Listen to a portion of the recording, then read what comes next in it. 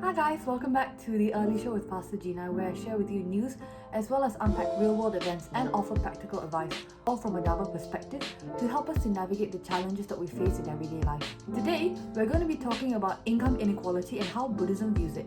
But before we start, I just want to remind you guys that next week there won't be a video on the Early Show, but there will be a live stream at 10 a.m. GMT plus 8, which is 10 a.m. Malaysian time. So mark your calendars and set your alarms and get your questions ready for next week.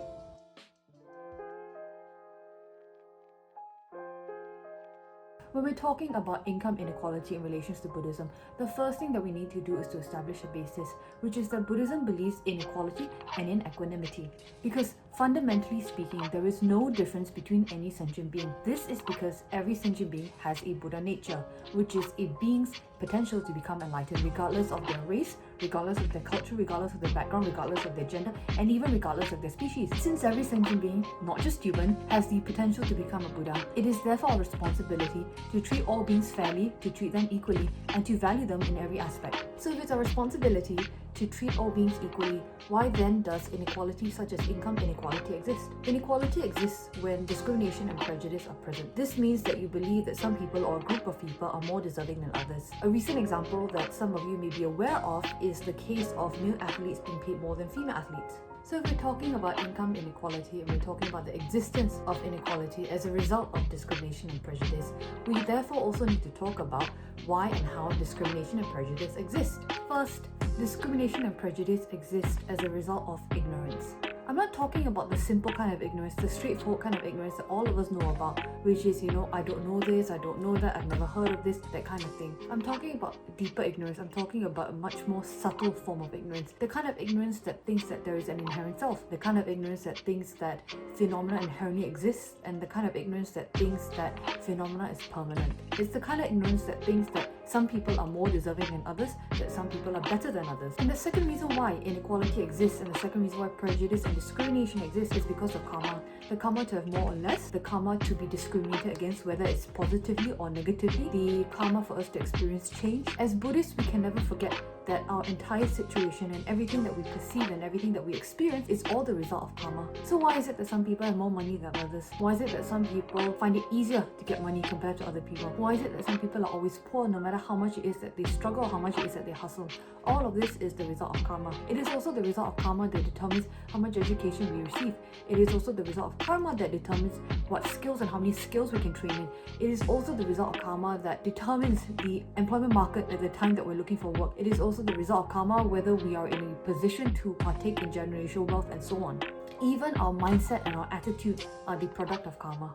For example, some people are far more entrepreneurial than others. Some people have the mindset that they are more deserving of something than other people. Even that sense of entitlement is the result of karma. Even the fact that some people are more driven by their cravings and by their desire to acquire, to get, that is also the result of karma. So at the end of the day, everything goes back to karma. Everything. And so some people have the karma for wealth, whereas other people do not. Some people have the karma to experience income inequality in their favor, whereas others do not. And no matter how much is done, no matter how much they try, if there's no karma for wealth to be triggered, it will never come. It's not something that most people want to hear because it sounds like nothing can be done. But there are things that can be done in order to create the causes, in order to create the karma for wealth to be triggered.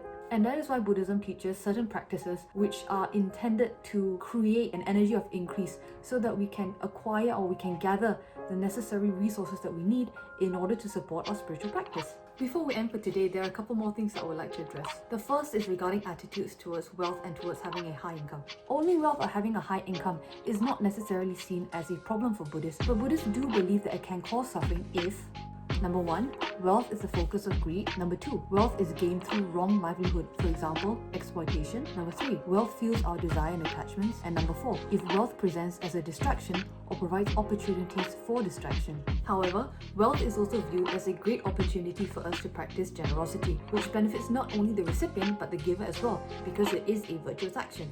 Let's take, for example, the first incarnation of our Guru His Eminence Sam Tulku Rinpoche, Magadha Sangmo. Magadha Sangmo was a disciple of Buddha Shakyamuni, and her father, Sudatta, was a very kind and generous sponsor of Buddha Shakyamuni. As a result of Sudatta's generosity, Lord Buddha was able to reside in Jetavana Grove, which ended up becoming Shakyamuni's first monastic abode. So it's not wealth or having a high income that creates suffering, but it is our attitude towards it. Similarly, the lack of a high income is not what causes us suffering and not what causes us dissatisfaction. And that's the second point that I would like to address today. There are people who live in a barter economy who have absolutely no concept of money, no concept of income, and have never seen money before. Yet, people in this type of environment can still experience dissatisfaction and can still experience suffering. So what actually causes suffering is our desire and our perception of a high income being something that's valuable and being something that's desirable.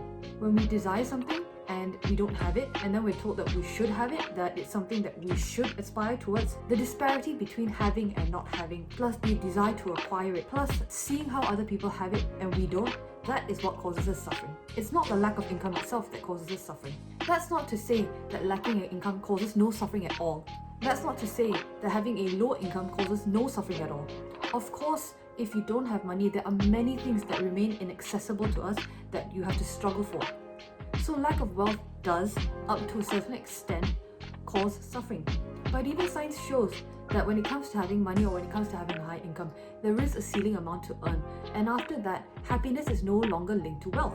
So it's not the lack of wealth which causes suffering, but it's our desire. It is not having a high income which causes suffering, but our desire. It is not income inequality that causes suffering, but our desire. It is not having a high income which causes suffering. It is all about our attitude, and all of that, having wealth, not having wealth, all of that is the result of karma. So I hope that was clear. If you guys have any questions, please feel free to ask me.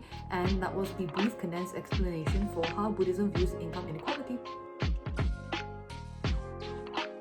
Hi guys, so I received this box today and I thought that I would open it with you and share with you what's inside. We've been hearing a lot recently about the changing policies regarding cycling in Malaysia, and one of the changes that's been mentioned is that it's become compulsory for bikes to have a bell. So I can't tell if this applies nationwide or if it's just in certain areas, but I didn't want to take any chances, so I got myself a bell. Now, I haven't gotten myself a bell in the past because I find them all a bit ugly and, to be honest, a bit dorky looking, and I don't think that they make that much sense anyway because cars can't hear you, and if it's a pedestrian you can just shout and alert them, just shout bike, whatever, better safe than sorry. So before I continue, I do want to point out that these bells weren't gifted, and this isn't an advert, and that I bought and paid for these with my own money. So with that, let's get unboxing.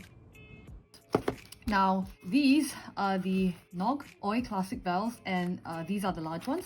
They come in 4 different colors: brass, copper, silver, black, and in 2 sizes.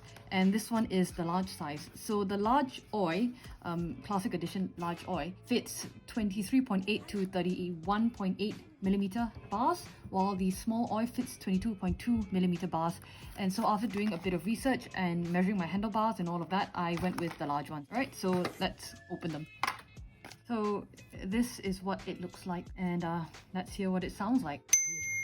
So I got these on Shopee. I paid 85 ringgit each. And yes, they are a little on the pricey side, but for anyone who's into bikes, you'll know that the last thing you want to do is to ruin the outline of your bike with a giant massive bell sticking out on the handlebar. So what is it that Nog says about their product? Well, this is from their website. Bike bells generally look and sound a bit ugly, but why? What if they look sexy and sounded like an angel playing a glockenspiel? A bell with a beautiful tone, but also a remarkable style and choice of materials that embodies a rider's personality. So there you go, the Nog bell. I will be attaching these later this afternoon onto my bikes, and yeah, I'm just happy with the quality of these. I think that they're going to look very good.